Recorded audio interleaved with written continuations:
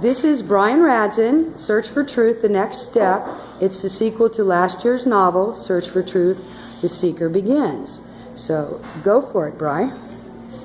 Well, like my mom was saying, this is the second book in the series that I'm working on. There's going to be 7 books, all Search for Truth, and then with a different tagline, all kind of the same color scheme on the cover, just with a different logo, and it's been really great doing kind of a creative project with my mom and being able to, she's done the artwork, I've obviously done the book, and it's just really good to be a collaborative effort there. So I really, really enjoy that. And so this book, continuation off the first one, just a quick summary. The first book, the small town reporter breaks big story, gets a big job in New York, and uncovers a scheme dealing with illegal immigration, insider trading, take down a corrupt congressman, and just kind of snowballs from there. And so this book begins when they're kind of on the run from everything and underground from everything that happened in the first book. So just a quick little introduction. And here we go. So the first section I'm going to read, Jason and Christina, who are my main characters, are walking down the streets of Havana after following a mysterious postcard that they received. Here goes nothing. Succulent Cuban pork and boisterous 55 Chevys backfiring provided smells and sounds so thick you could cut them with a knife. The buildings looked like something out of an old movie where time never caught up and the whole city was on hold. This is what Jason and Christina experienced when they walked through the streets of Havana for the first time. Both of them had been out of the United States a few times before, but this was the start of a whole new adventure and they both could feel it. The food from these street vendors smells insanely good. My mouth is watering, Jason uttered with a huge smile on his face. It does smell good, but let's not forget why we're here, replied Christina, who loved food just as much as Jason did, but knew he had a habit for getting sidetracked. She had to help keep him on point. That postcard, how did they get to him when only few people knew where to find them? And even if it was Bryan, what connections did he have to find where Jason and Christina were? Jason knew he could trust Bryan because they had been through so much together, but at the same time, he knew a lot was left unsaid. You still with me? It looks like you got lost in that unwieldy brain of yours and we're floating away, wondered Christina with a caring but nervous look on her face. How could Bryan have possibly known where we were? If he could find us, who else could? Something tells me we'll find out when we find Bryan. The way we do that is by following the synchronicities. That's what led us to take down the president, and that's what's led us to a place that's been the home of so many dissidents and rebels over the years. Anyway, let's also try to have some fun. How often do we take vacations? You're so right, agreed Jason as he leaned over and gave Christina a deep kiss that kept their souls intertwined, giving them the ability to delve into whatever the next step was going to be. We should stop and get something to eat, and maybe even listen to some music. I'm sure that'll get our brains moving in the right direction, Christina mentioned as she steered Jason into the small restaurant on the corner. That's a great idea. My mind always works better on a full stomach. Besides, there's no way I'd come here without roaming amongst the people, Jason shot back. He eagerly followed Christina into the Paladar with a joy he hadn't felt since the leader of the free world became just another proven criminal and liar. Whatever became of Charles Bowman? Since a mysterious group made up of the world's most powerful people were hiding him, there was no telling where he was. The only thing Jason knew for certain was that they must enjoy this moment at this point in time. Just like Rydell happened on them in the bar out of the blue, somebody could tap them on the shoulder in this neighborhood place, and it would be the beginning of the end. The lights were dim, and the small crowd consisted of the usual lunch rush. When Jason and Christina sat down at one of the only 10 tables in the place, he knew this was the spot that would plan their next move. They're here. Do you want me to engage them, or just wait to see if they lead us to Bryan? Asked the graying man in his early 50s behind the bar. Wait and see what develops. They might lead us right to him. You know Bryan is hiding somewhere in Cuba, but we can't openly look for him. We bourgeoisie Americans aren't exactly welcome here. Bryan being lured here by that postcard was just the first step. Using Jason's skills to our advantage is exactly the mind game I want to twist him up with. We have so many surprises in store for him, amigo, stated the confident man on the other side of the phone. So the next section I'm going to read, Jason and Christina find themselves at a weekly protest rally on one of Havana's many plazas. The madman was scanning the crowd and noticed many people carrying signs for the different issues they cared about. Privatization was by far the most popular, and he knew faceless entities didn't like people who stepped out of line. He needed to know who was truly interested and who was faking interest so they could tear others down. There might be a limit to their greed, and there might not be. What I can tell you is that I'm a relentless hunter and gatherer of unadulterated truth. Whatever ugliness lies behind the scenes, I'll be there to uncover it. Many politicians, appointed and elected officials, all cower to somebody. Our goal is to find out who that somebody is and bring them down so they can never hurt anybody again. Still sounding pretty vague, but at least he's getting closer to a point, Christina retorted, who was trying to listen because she liked his philosophy. Now that she thought about it, he sounded familiar. How do we find these people who make huge profits off the cleanliness of the water we drink, the quality of the food we eat, the chemicals we buy and produce, and the thoughts we may or may not have in our heads? We start by realizing that to truly succeed, we must all become mad people for good. We must ensure unrelenting positivity runs through everything we do. Because although the people we're up against will stop at nothing to hold us back, we must show them that their power is illusory because we've allowed them to have it. We must let go of the idea that all people are out to do us good, and also the idea that everybody is out to do us harm. Discernment is the key to all interactions. If we believed everybody out in the world was out to get us, we might never trust anybody. If we want to build a worldwide coalition to end the destruction of our species, then we have to upend their worldwide movement. They might have bigger guns and more money at their disposal, but we have something much more powerful. We, the people, have the will to see them pay for what they've done. We have the will to see their false promises and silver tongues are just a means of gaining more power and control. We need to show them that we have the real power because there are way more of us than there are them. Christina and Jason began looking around to see how the madman's message was being received. Some Europeans were roaming the crowd, but most were local Cubans who needed something to light a fire under them, because nobody had been screwed over more by both sides than them. It caused them to have a revolution and install what they thought was the answer to American imperialism and control of the world. What ended up happening, though, is the world shunned Cuba because the United States government forced them to. This caused the Cuban government to be focused on control, stamping out dissent, and firming up their grip on power by telling the people just enough of what they wanted to hear. Do you think this guy means what he says? Jason asked Christina, no longer in a whisper because the crowd began to scream and cheer for the madman who finally made a point they could get behind. I believe he does mean what he says, that it's possible to bring everybody together around a common cause that's in all their best interests. I believe he believes that, explained Christina, who was going from skeptical to a little less cynical. So you're not totally on board? You think it's a line of BS, Jason wondered? I've heard a lot of people say a lot of things. Most of the time it turns out to be the exact opposite of what they say. How can this guy be truly as good and passionate for collective uplift as he says? Or should I say as relentless in the pursuit of positivity? Jason knew she might be right. But he also noticed the look on her sun-soaked face was the same as his when he thought he saw Aaron for the first time. Did Christina know this guy? The more we raise the issue of being treated like pawns and worker bees, the less smoothly it goes for the elites. The less smoothly it goes, the less profit is made. The less profit that's made, the more lives that can be saved. Once they see we've been reading between the lines and can spot what's hidden in plain sight, they'll realize that we have the upper hand. Our purpose is to bring real people together. The madman now was staring directly at Christina with no attempt to hide himself. I love you all. I love humanity. That's why I do this. That's why I'm a madman for good. So, the third section, the next section I'm going to read from. After escaping out of Cuba, Jason and Christina are just cruising down the road in downtown Detroit. They pulled onto the street for what would have been a 10-minute drive if there wasn't traffic. That was practically impossible since it was right in the middle of rush hour.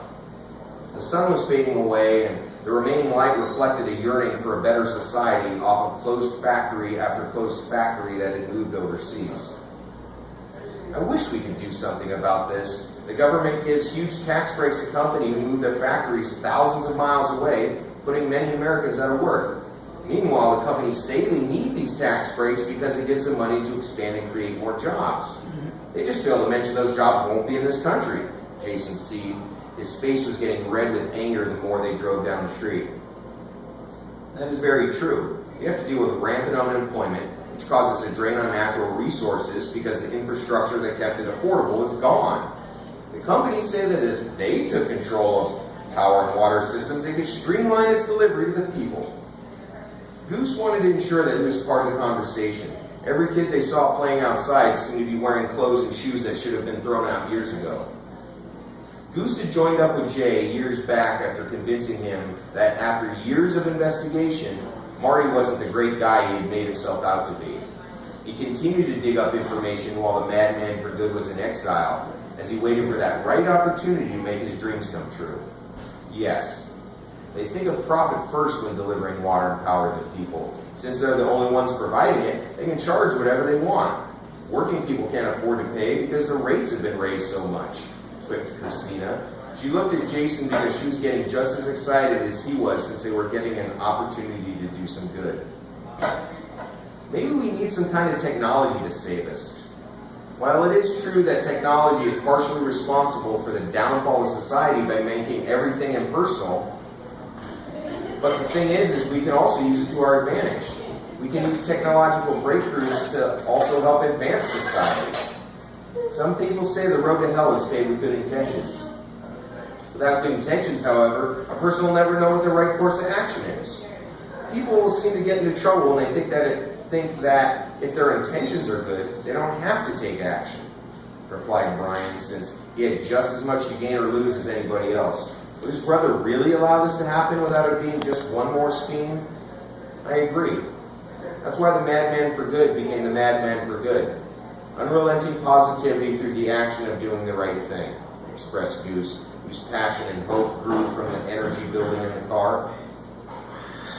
He wanted to start as a catalyst for change, then transition into an agent of change. I'm not sure which one I am yet, but something tells me I'll soon find out.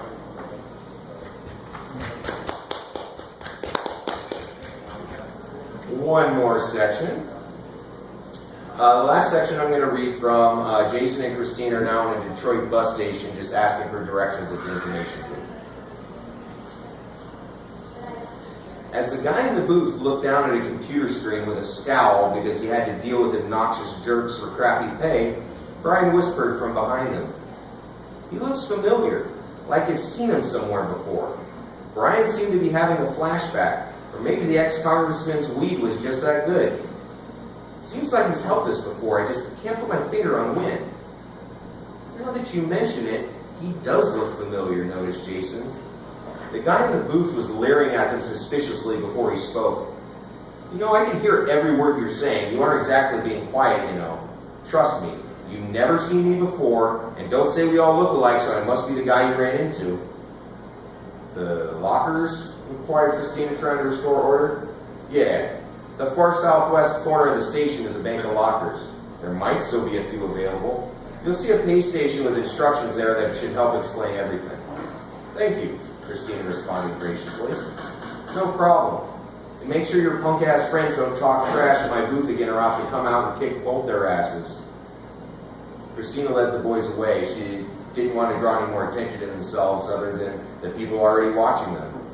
"Why did that guy get defensive all of a sudden? He didn't even do anything," implied Bryan. "Somebody must have pissed in his Cheerios." "He only got upset when you said you'd seen him before," conveyed Christina, happy she was there to settle down the testosterone. "People only get that upset when you're speaking truth and they have something to hide." Jason was happy to see that the woman he loved was becoming more attractive as time went on. "I love you, baby, you're right. Probably have met him somewhere, but where?" Just as Bryan was following Christine and Jason to the lockers that were now only a couple hundred feet away, it dawned on him. Were people following them? How were they able to move through this crowd without somebody jumping out and grabbing them? Were they being led into a trap? What about Rydell? What about my brother, for that matter? Weren't they going to help us out? Where are they? That's a very good question. But right now, you just have to grab whatever's in that locker, suggested Jason, because they were getting closer to what led them to Detroit. I pointed them to where Marty hid the information. Should I take them down now? Inquired the guy in the booth who had picked up the phone. Not yet. Just keep an eye on them. We need them to open that locker, grab whatever's in there, and then we'll take it from them. After that, be creative. I know this isn't as exciting as being security at a rally or anything, but you're doing your part to keep the American people strong. Expressed the mysterious voice on the other end, which had a strange tone to it, almost like it was healing from a facelift. I know you're down for the cause. You helped to stop Aaron. And even though he was lost, you know you can still help the entities. Without them, the mongrels would take over.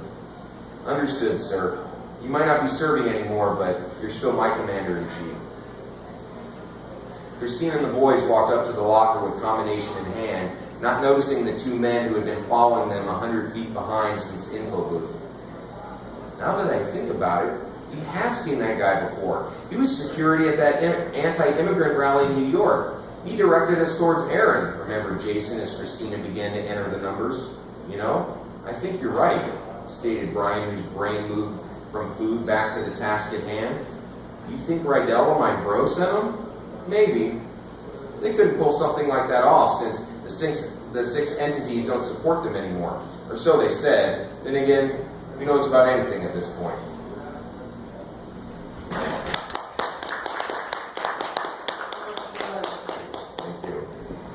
I just want to make a comment that I should have said in the beginning. His first three books were called The Manifesto of a Madman for Good. And so it was a pseudonym. J. Sherman was the guy in those first three books. So the sequel, he took the character, the madman, J. Sherman, and he's in the book. And he has an integral role in being related to somebody, and I'm not going to say who. And so, like, his first three books that he was just trying to they were spiritual, psychological, you know, just getting it out, you know, and each one got a little better.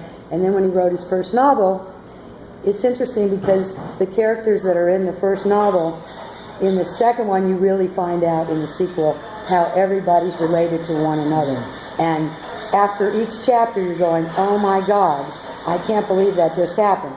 And you read in the next one, oh my God, I can't believe what just happened when you hit the end. Try to leave each one on a cliffhanger to try to get people to keep reading, you know. Yeah. Sometimes it can kind of piss you off as you're going through a book. You're like, you know, reading it right before you go to bed or something. But, I don't know, those are always how my favorite books went.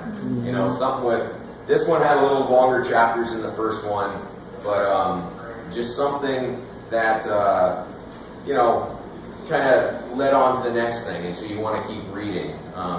And so this one does connect to the first one. There's some of the same characters and some of the same stuff. It develops a little more, but it was a fun story. It was a very fun story, and you know, I'm going to be actually starting on the new one in a few weeks. So, and that one's going to be dealing with private armies and military contractors and stuff. So. The conspiracy group, I talked about them a little bit. They're called I call them the six entities. I kind of wanted to keep it vague because, I mean, every time there's some group that calls themselves something, they are really vague sounding. I don't know, kind of sounds like a cop out, but so each of the books is going to be about a different subject. The first book kind of dealt with immigration and labor. Second book was kind of water issues. Third, you know, the next one's going to be, you know, military and kind of private contractor stuff. Then I'll do one probably on pharmaceuticals and education, and then kind of a political one to wrap it all up at the end. And then who knows where that's going to happen, if it ends up creating some kind of new government or something. I don't know. But so it's fun. A constitution. What's that? A constitution. Yeah. Yeah. Maybe it should end with like a new constitutional convention or something. Yeah, that would be interesting.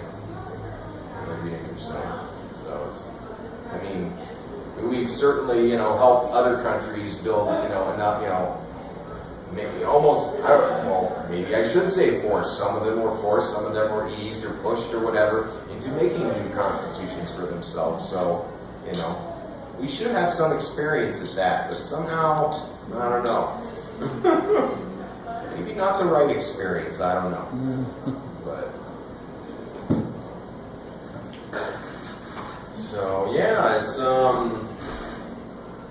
great to be here. My first time in Eureka. I mean, I've been to Eureka obviously before, but first time I was able to do something in Eureka, and it's really really nice to be here. And it's fun. I just really feel like I found my passion, and it felt like I've found what I want to do, and I'm just really trying to give it my best effort and give it my best foot forward. You must have to put a fairly large amount of research into your subjects, for example, water rights, military contractors, and the military-industrial complex. Yeah. That whole thing. Your books, do they tie fairly closely into some of the things that are real?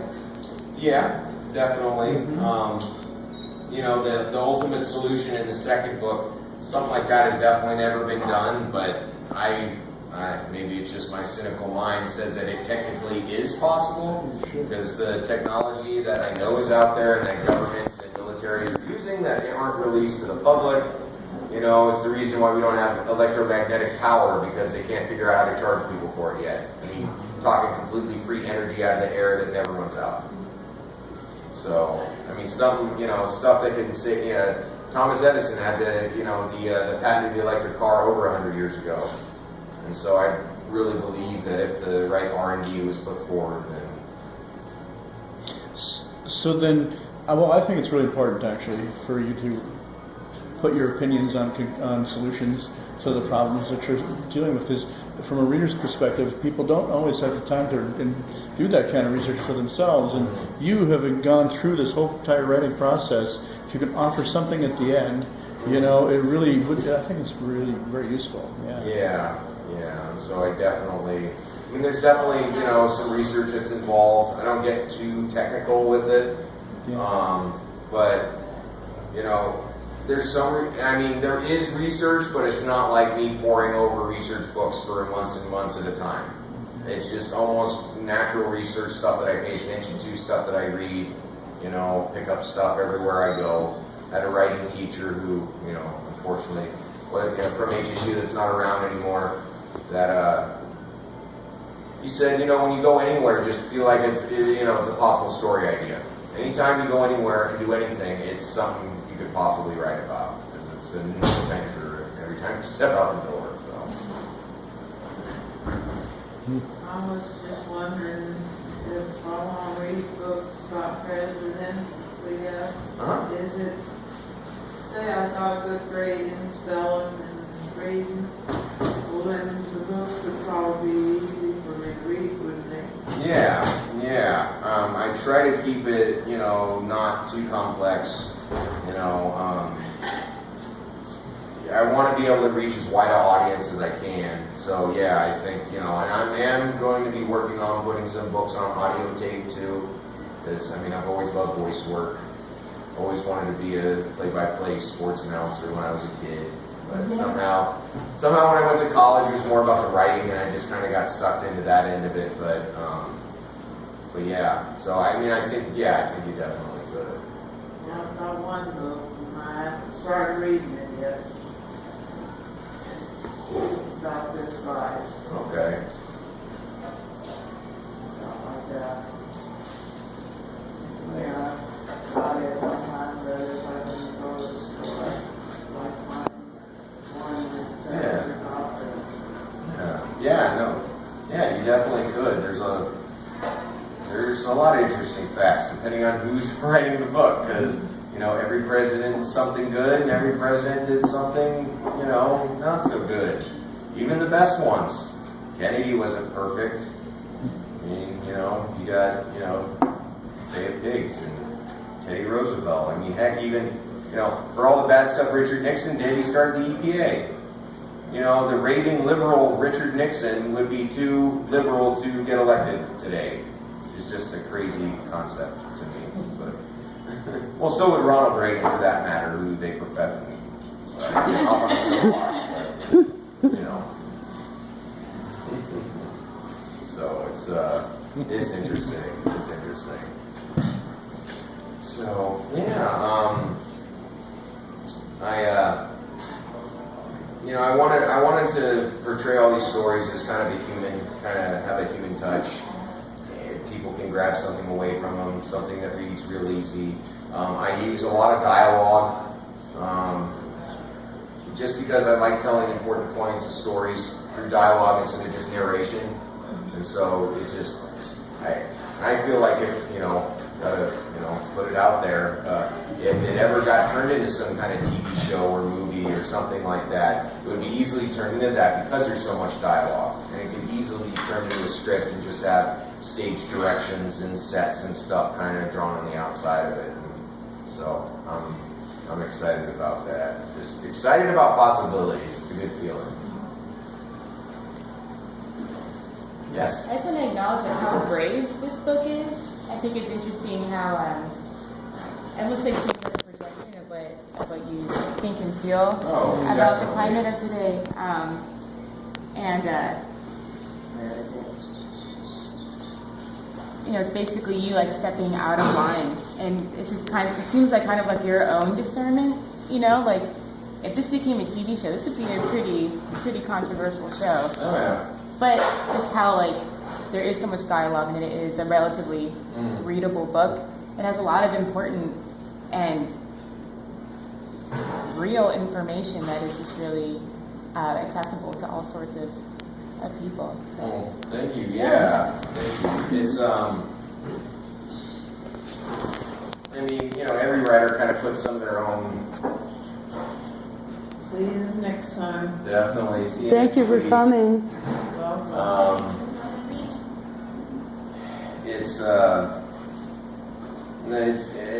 The whole process is just, it's interesting, but, every writer kind of puts some of themselves in a book, and, I probably definitely model myself after Jason, and it's some way to vicariously live through characters in my book, but that's kind of nice sometimes, too.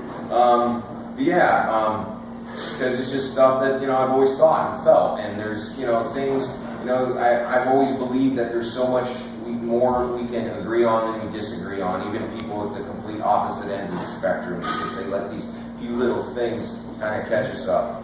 And so the ultimate goal is to kind of flip the conversation and try to start from the huge area that we agree. And once we're ready to, once we're used to talking to each other like humans again, then we can maybe get past some of these issues. And even if we can't, at least we're making an effort, because. And that's, I guess, the angle that I try to talk about these issues, but I hope, and it'll get better, especially as the books go on, as my writing gets better, but I hope that people are able to see that a lot of it tries to cut through a lot of the kind of party propaganda and just stuff that's to, appeal to the next billionaire out there that's going to fund their campaign. So, even in the first few books, the Madman books, I had some, I'm a pretty left-wing, liberal kind of guy if you were looking at my politics, but I had some admittedly very conservative people read my books and agree with a lot of what I had to say, because they knew what I was trying to say, or they knew I was trying to beat through all that stuff, and they know that, you can actually get people on the conservative side to agree that, rich people shouldn't run everything, and, not everything should be made a buck off of, and whether it comes down to labels or the way they were raised or they grew up or the area, a million different variables. But it's if I can at least start the conversation, just have conversations with people. That's definitely the goal. Did you caught my attention at synchronicity to take down the president? Yeah. I was like, yes. Yeah. and it's so it's, you know, and I try to use stuff from kind of real world events, like, you know, you were talking about earlier, and just kind of bring that, weave it all into the story. But especially with that, just that's especially for the first novel, that seemed like ultimate end. You know, take down the president. You know, and without trying to make it too stereotypical, like, you know, but it